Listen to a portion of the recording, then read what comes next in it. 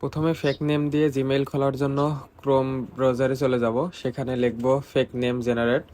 লেখার পরে প্রথমেই এই যে এরকম ইন্টারফেস চলে আসবে, সেটার উপরে ক্লিক করবেন এবং এখানে জেনারেটরের উপরে ক্লিক করে আপনার পছন্দ অনুযায়ী নামটা সিলেক্ট করে নেবেন।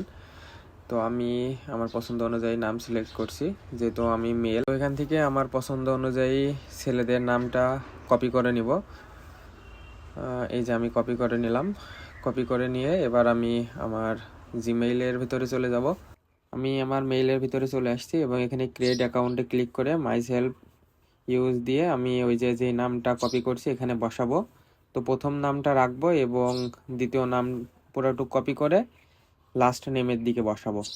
তারপরে আমি এই যে এখানে যে জিনিসটা খেয়াল করব সেটা হচ্ছে ইয়ারটা। আপনি আপনার ডে এবং মাসের এটা দিয়ে ইয়ারটা অবশ্যই 1984, 85 বা 83 এরকম, মানে বয়সটা 40, 41, 39 এই বয়সের ভিতরে রাখবেন এবং মেইলটা সিলেক্ট করে আপনার মেইলটা এখান থেকে ওকে করবেন। ওকে করার পরে এই যে এভাবে নেক্সট করবেন আপনার পছন্দ অনুযায়ী। তারপরে আপনার পাসওয়ার্ডটা এখানে বসাই দিবেন।